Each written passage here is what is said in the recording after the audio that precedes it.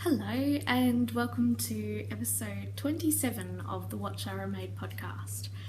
Last episode I said it was episode 27 but it wasn't. It was only episode 26 and I was one step ahead. So today is the actual episode 27 and it's the 25th of August? I'm not sure actually. 26th of August. 2016, and I'm coming to you from a little valley just outside of Melbourne in Victoria, Australia. And the weather is pretty wintry today, even though it's the last week of winter. I think we're getting our last taste of winter, hopefully. Although I don't mind the cool weather at all. It means I can wear more woolies. Now, I've got a few whips and a couple of FOs and a couple of acquisitions as well to show you, and I might just dive straight into my whips. Now my first whip is for a friend and she's having a bit of a rough time at the moment, so I thought I might make her a shawl to wear in place of a hug when I'm not around. And I'm using yarn that I bought from, it escapes me now, but I think I've got the label here. I got it at Bendigo. Well, actually I didn't get this one at Bendigo, but I did get some other yarn in the same series from this dyer from Bendigo at the Australian Sheep and Wool Show. And I loved it so much that I actually ordered some more from her after Bendigo. And it's Fiberworks hand-dyed yarn, the Colours of Australia series, and it's 100% merino, and it's a DK weight, and it's beautiful. Look at that. And those colours are coming up very accurate on the screen. Oh my goodness. And these are really the colours of my friend that I'm making this for. She wears these colours a lot. She loves these colours. I know she always chooses these colours when she chooses yarn as well. She's also a knitter and a crocheter and sewer. She's pretty amazing. And it's only a tiny whip so far, but this is it. It's probably a little bit hard to tell what it is. Obviously it's a shawl, but what shawl? It's actually my new shawl design that, fingers crossed, it's been so slow coming, but fingers crossed in the next week or so it should be out. And when it is released, I'm going to be having a little, a special little giveaway, and I think we might even do a knit along. So this is it. It's just the first two sections. And it's about to change, and this yarn is so beautiful to work with. I love the colours in it. Look, they're just coming up so beautifully. Isn't that gorgeous? I just love it. And I'm knitting those on my, this one on my Chalgu bamboo interchangeables. And obviously I'm going to need to get a longer cable in a second. This is just the one that I had on hand when I was starting this one. And I've actually just treated myself to a set of Chalgo interchangeables from Fiberific. I bought some Chalgos, my very first Chalgos, from Fiberific while I was at the Australian Sheep and Wool Show, and I'd heard lots of other people talk about them and talk about how much they love them, so I thought I'll get a few pairs and see if I like them. And I'm in love with them. They are so good. I find myself itching to go and knit because I want to use the needles. So I'm waiting for those needles to arrive. I only ordered them yesterday, and I don't know if it's because I'm looking at Chalco needles now, and so I'm starting to see them everywhere, or if they literally are everywhere suddenly. When I go on Instagram, I notice all my Australian friends, knitty friends that I follow on Instagram are all suddenly starting to use chalgoos. I don't know why that is, but they're great. So if you've been thinking about trying them and wondering what they're like, go for it. They are just a dream to use. I've been using the stainless steel tips and the bamboo tips, and they're both gorgeous. And I've been using the red cables and the nylon cables, and they're both gorgeous. So I'm really excited for that set to arrive. So that's my first whip, my shawl for my friend. My next whip is kind of a bit hard to show. It's living in my beautiful bag from Sandra of the Craftfulness podcast. Hello, Sandra. And I don't know that I'm really going to be able to show it properly, but it's not much.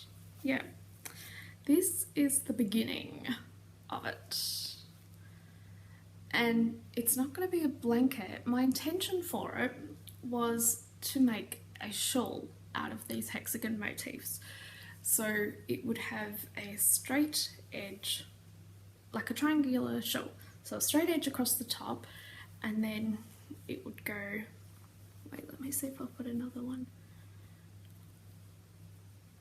So it would have this shaped edge along the two sides of the triangle. But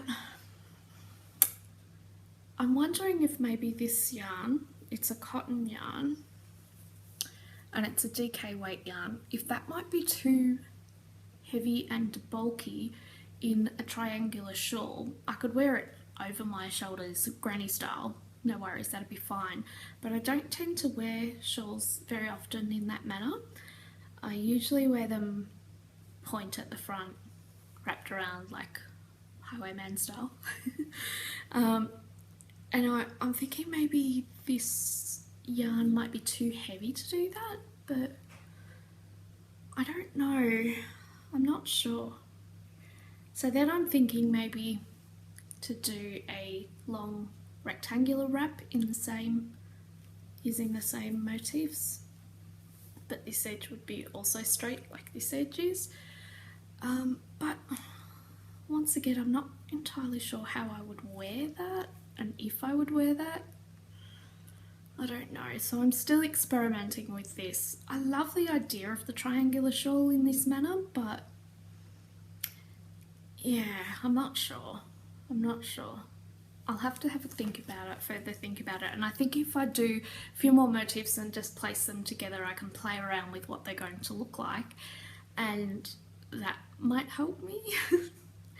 I don't know. And the other thing I'm struggling with on this whip is placing the colours. If at all possible, I'd like to avoid putting like colours next to each other, so there's not a big blob of black or a big blob of beige or whatever.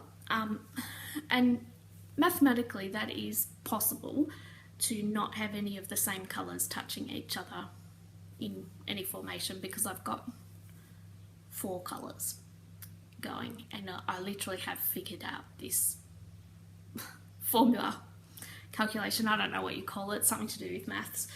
And if I have 4 colours, it is possible to do it without any 2 colours, like colours, touching each other. And I don't want any other patterns forming. I want it to be completely random, but also none of the light colours touching each other, and it's proving quite difficult. I don't know if it's possible, but I guess we'll see as that grows a little bit. But that is that whip. Moving right along to my next whip. This is in my gorgeous bee bag from the beautiful Laurie of the Intuit Knits podcast. And this whip here, ooh,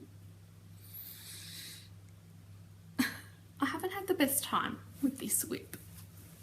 I haven't gotten completely angry with it, but it's been challenging. It is the Hawksbill t-shirt by someone whose name has escaped me at this moment. This is what I've got so far. However, this is the 8th or possibly 9th time that I have started this top. So with all the knitting and unravelling and knitting again and unravelling and knitting again, I probably could have had it finished by now if it had worked on the first go. There's actually nothing wrong with the pattern, and it's entirely me. The first one that I started, it's DK weight yarn, and the gauge I had correct in my first go, and the fabric was beautiful and I was looking fine, but there's not a great size range in the pattern. It's got small, medium, large, extra large, and there's not a lot of difference between them, and even the extra large is quite small. It's not what I would call extra large, but that doesn't matter because it's the right size. So like even the extra large was going to be quite snug on me, and it was going to have like a lot of negative V's, and I was worried about whether that was going to be comfortable and flattering. So when I got down to because obviously it's top down raglan, when I got down to the underarms and was about to split for the underarms, I decided it was going to be way too small with way too much negative V's for it to be comfortable and flattering. So I thought what I'll do is I'll go up a needle size. I was working on 4mm needles. I thought I'll go up to a 4.5 and that will ease it out in the correct ratios and it will look much better. So I started again. I had an issue with the collar, so I unravelled it and started it again. I had the exact same issue with the neckband here, collar neckband. Unravelled it, started again, and then I got all the way down to splitting for the armholes again. Can't tell, this is on a really small cable, and decided it was going to be way too big, just way too big, and I wasn't in love with the fabric. It's a bit too loose and you can see through it. You probably can't now because I'm filming, but you can see through it, and I want to be able to wear this t-shirt with nothing underneath, like obviously underwear underneath, but I don't want to have to wear like a full camisole or something like that underneath, because I want it to be like a spring warmer weather top. So the tight gauge was ideal in the initial project, but the size was going to be too small. Anyway, so in knitting this one, I had unravelled the initial one that I did on the 4mm needles, and then when I got down to that point, decided it was going to be way too big, and actually it would have been much, much better with the 4mm needles, so I cast it on again with the 4mm needles, and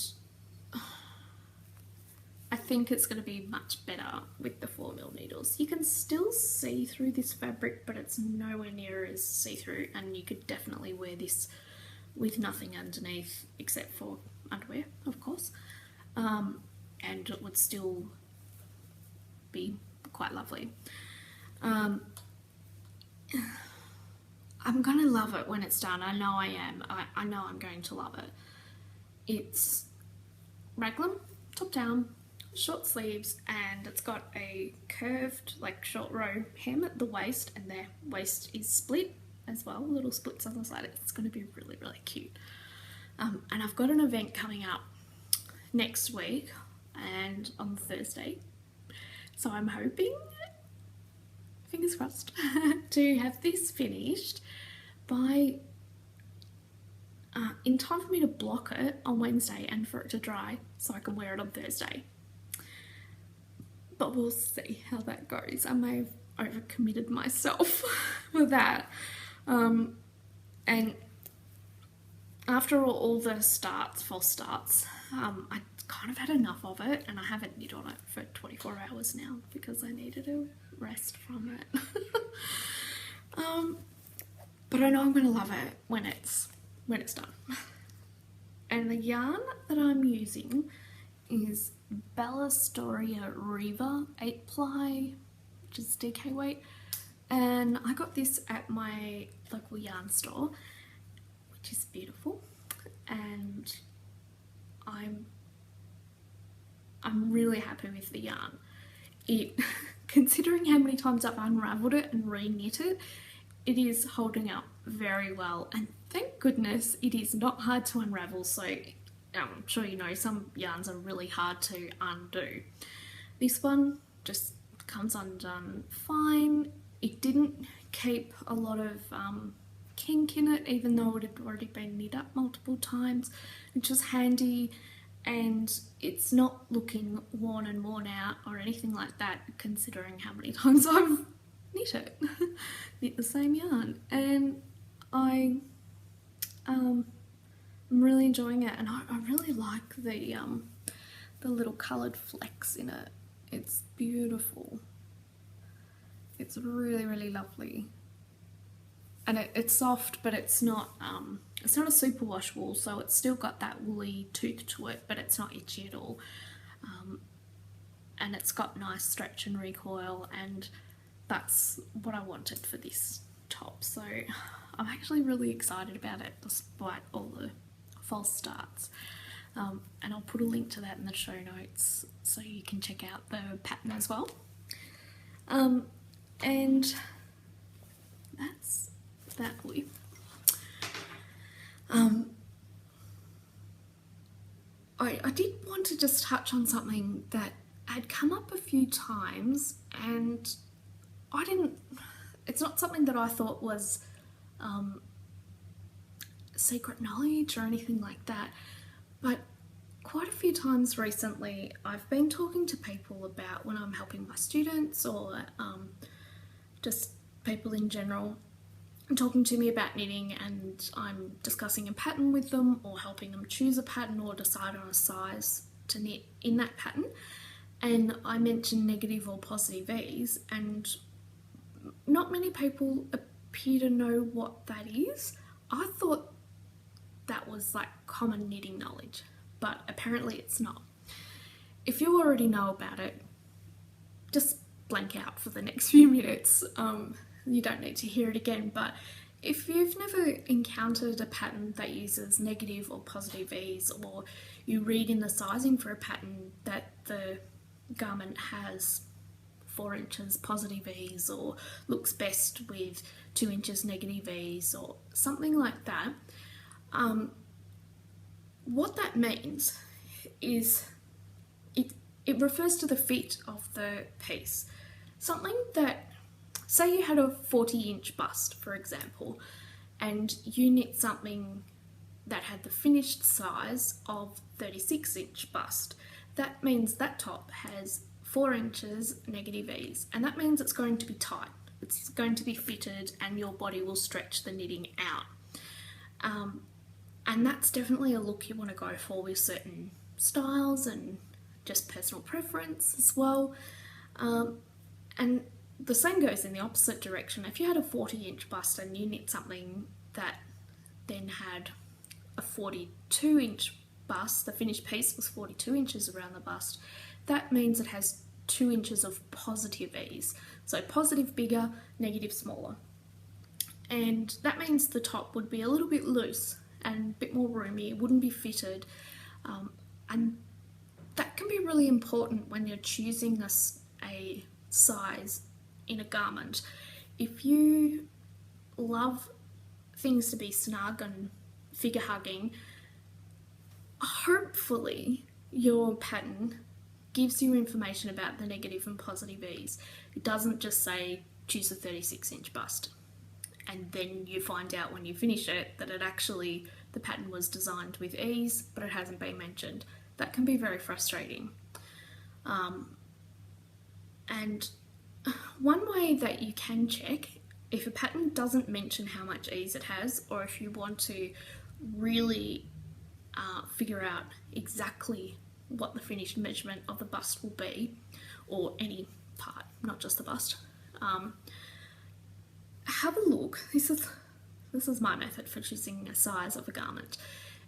I might look in the sizing listed in the pattern information and think, oh, okay, I know what size I need to do according to this list, but let me just check in the actual pattern as well and see if that corresponds to the way I like to wear things.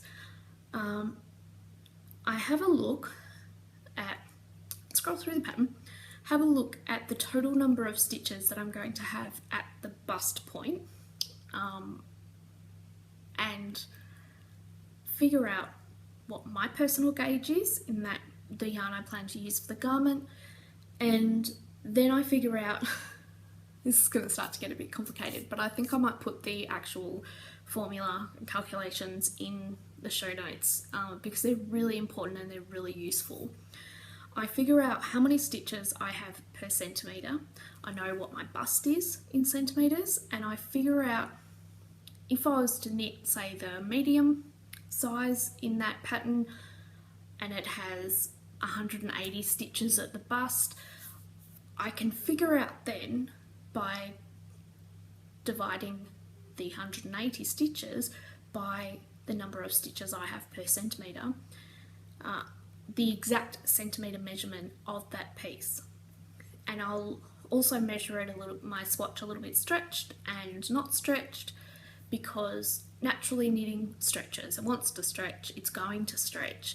Once you've got the whole weight of a garment, it's going to stretch as well. So and once you've blocked it, it will also stretch. So just knitting a little swatch and leaving it as is isn't necessarily going to be an accurate indication of your finished gauge. So I take all those things into account. I tend to like things with a bit of negative ease, but not all styles work like that.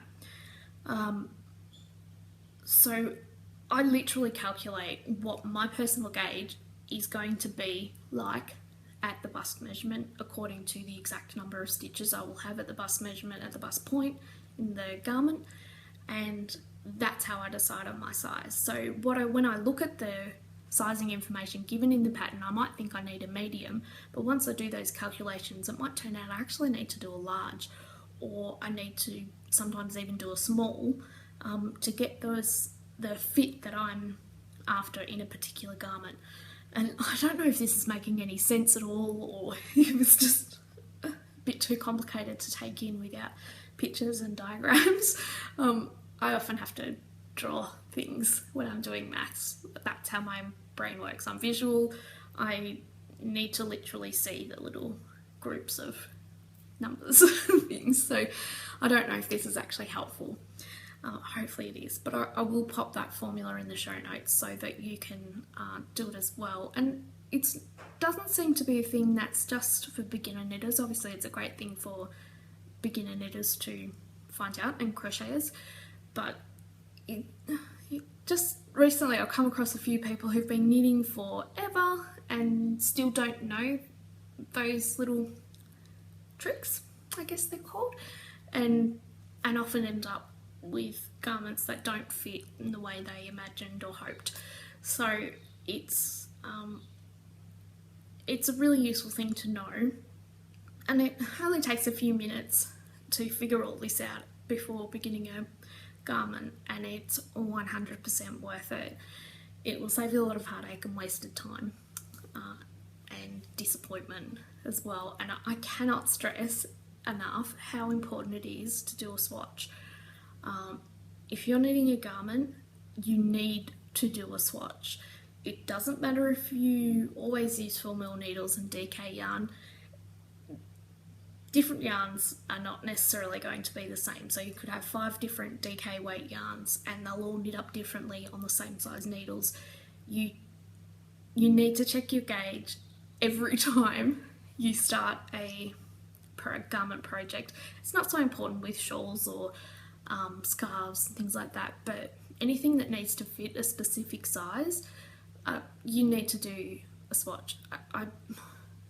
Every day I encounter people saying, oh, I can't be bothered, I don't know how anyone can be bothered, I'm not going to bother doing a swatch. And I'm like, okay.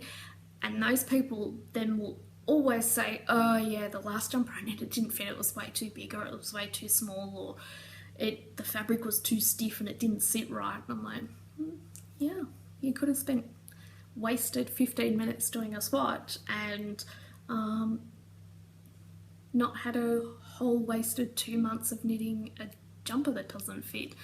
So it's really important. It might seem like a waste of time, or you don't need to do it, or you think you know your gauge, or you think your gauge is perfect or average, or you might already think you know it, but seriously, 100% from my own experience and from the experience I gained from all the other people around me,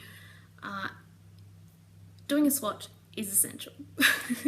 So there's that. Now, that doesn't mean that I don't still make things that don't fit properly. I do, but I make a lot less things that don't fit the way I hoped they would, because I've already done all my calculations with gauge and everything. But anyway, it's helpful. It's not a surefire, foolproof thing, but it definitely helps a lot. Now, let's get into some FOs. Well, I've got this little one that I've done as a sample for my local yarn store, and they've got some new yarns coming for spring and summer, so that's what we're heading into in the southern hemisphere. And I have done a little sample in this yarn. Bit cute, isn't it? It's Peyton's Botanica. Hang on, I just need a drink of tea. Excuse me. And it's a cotton blend yarn, and as you can see, it's got long colour changes in it. And I have done a Tunisian crochet cardigan, and the yoke here is very similar to the yoke on my Le Fan jacket, which is Tunisian baby's jacket pattern that I've written. And then the body here is done in a Tunisian honeycomb stitch, and that was really fun to do. I hadn't really worked much in that stitch before, but I really enjoyed it. It looks pretty cool, doesn't it? I love it. And some little wooden star buttons on there. So that's heading off to my local yarn store as a sample, and that's going to be pretty cute. And I think I'll probably write that pattern up as well, so other people can do it, because there's not a great deal of Tunisian garment patterns out there, and this is a really nice way to get beyond the square in Tunisian crochet. It's not difficult. I made this in an evening, and it's a nice introduction to shaping and some different stitches, so I thought that was pretty cute. And it used less than a ball of that yarn, so that's pretty good. And this is about a 6-month size, So, and it's got quite a nice stretch to it actually. Tunisian crochet can be a little bit stiff and bulletproof at times, but this has come up really nicely. Really enjoyed doing that. I finished it at about midnight last night. But yeah, I think it's really lovely. I really enjoyed that. I'm looking forward to making another one, I think. I've got a little friend that's having a birthday soon and we'll need a present. I think I might make her one of those as well. And now my next FO is... Oh, I was so happy to finish this. Because now I can wear it. I really enjoyed this knit and I loved the yarns. And I'm loving wearing it now that it's done. My doodler. Obviously it's quite big, won't fit in the screen all by itself. Ta-da! Oh my gosh, I love it so much and it's huge. It's really big. So there we go. Isn't it beautiful? How gorgeous is that yarn? So the grey gradient is a sock blank from Moseley Park yarns, and that is so beautiful. It's got stellina in it. I don't know how well that... Oh yeah, you can see little sparkles. And the yellow is wild natural fibres, natural wild fibres, cashmere merino. Oh my god, it's like a little kitten. So I'm really loving that. Really loving it. Really happy with that. I love the...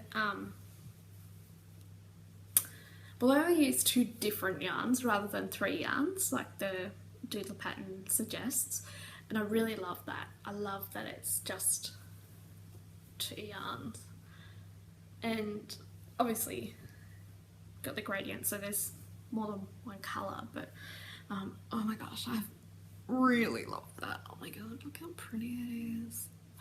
So gorgeous. What a great pattern.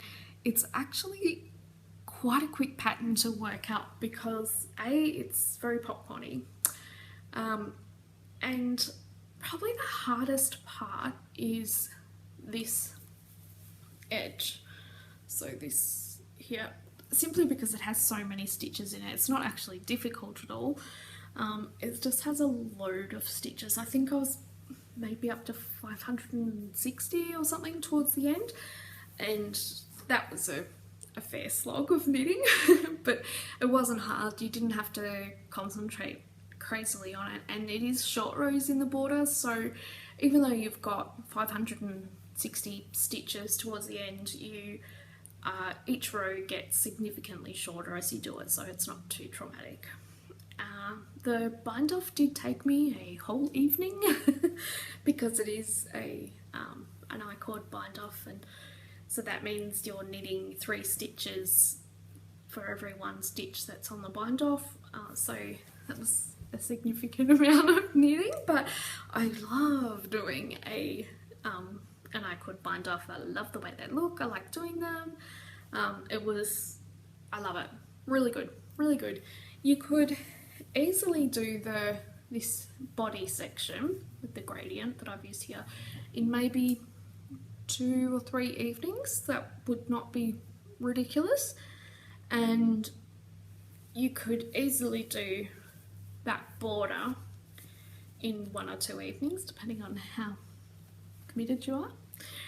And it did take me 3 or 4 evenings to do that, just because it's long. But you could, without being crazy, finish a doodler in a week. Even if you're working full time, you could still do that. You'd probably, so you didn't drive yourself crazy, do it over 2 weeks, but really attainable, not a punishing knit at all, just really fun knit, and you have so much fun with the colours in it, and it's gorgeous to wear. I'm loving it. I even had a stranger pat me on the train and it was fine. It wasn't some creepy guy. It was a nice lady who was like, oh, "That's Scar." And I'm like, "I know." And she patted it. It was cute. We had a nice little moment on the train.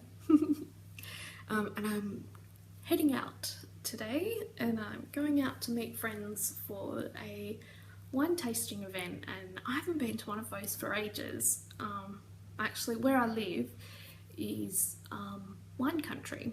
It's a very prominent wine growing area, wine producing area, and just incidentally, there are always a lot of wine related events going on, and so I often find myself at those, and lots of my friends work in the wine industry and stuff, so I do end up at those quite a lot, and I haven't been to one for ages, and there's a new vintage being released today, so they're having a special event for that, and I'm lucky enough to be going, so I'll be wearing my glamorous shawl. I don't know if it's really glamorous, but it is sparkly, so you know, that should be fun. Now, my last little piece is that I've got some acquisitions.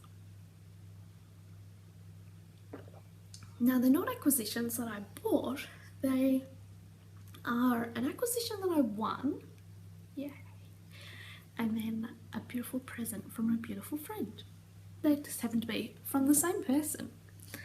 So you might remember me mentioning in the last episode that I was the lucky winner of some glorious, glorious yarn in Yarn to Woman's Read Along Knit Along.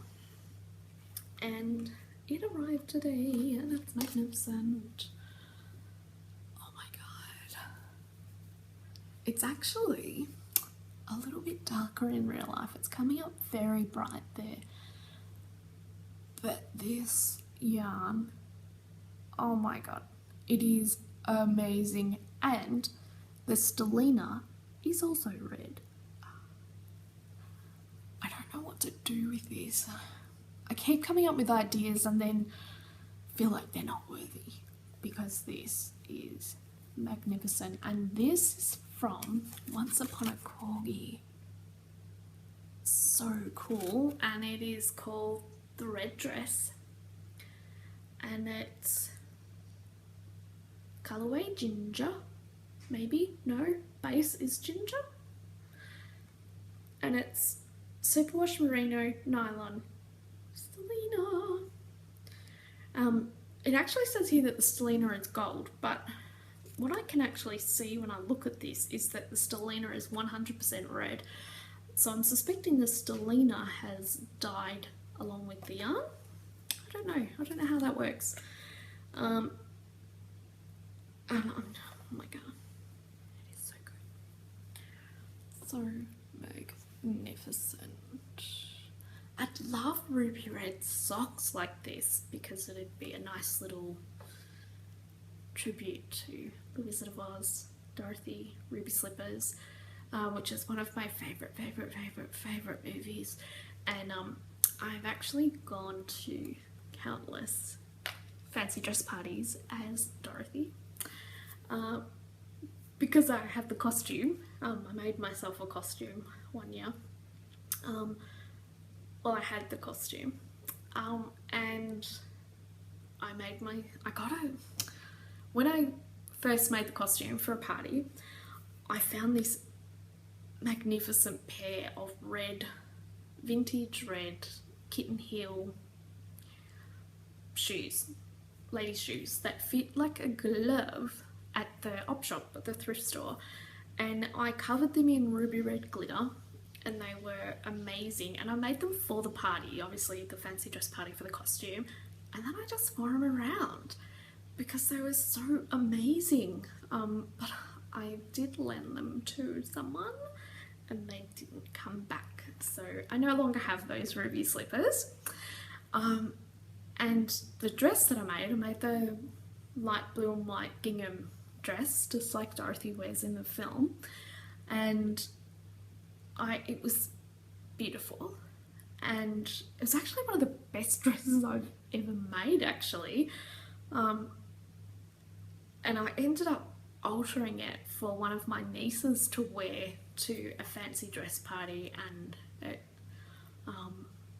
never came back either, so I don't have the costume anymore. I might have to make myself a new one or make myself some ruby socks out of this.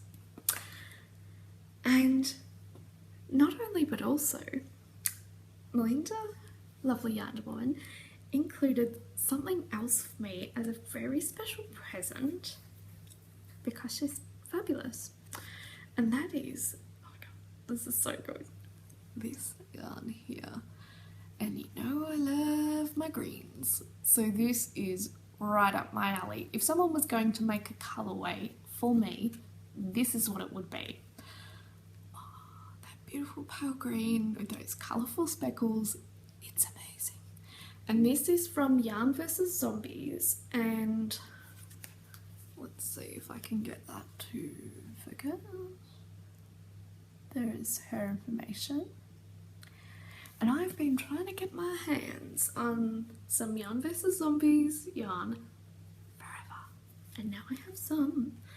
And this is, the base is wispy, it's 100% merino, and the colourway is Melbourne street art.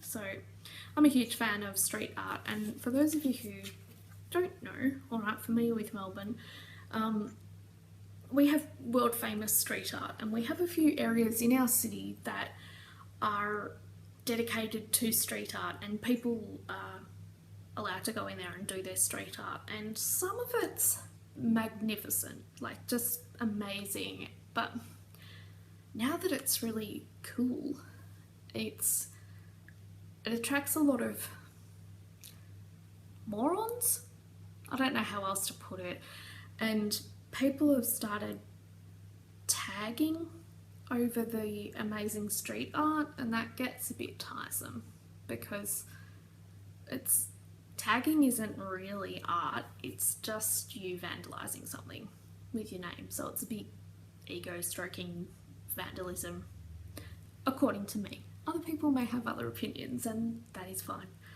But that really, when someone's done an amazing mural and then someone comes along and draws over it with a marker with something unintelligible, it doesn't look that great. Anyway, most of it is fabulous, and people come from all over the world actually to see the Melbourne street art, and it is world famous, and it's a great tourist attraction. I love doing it myself, and I live here, and if ever I have visitors from interstate or overseas, I always take them around the certain parts in the city, and there's certain places that you only get to see if you have local knowledge, and I'm not going to disclose them because I want them to stay a little bit secret and a little bit special, and it means that it's really just dedicated to art, those areas, because people who are just in it for vandalism's sake don't go to those places because they don't know them, so they're still magnificent. So that, with the colourway name of Melbourne street art, is perfect for me.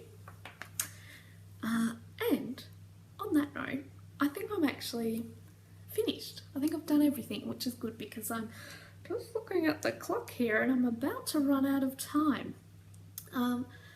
So I think I've actually covered everything, which is fantastic. I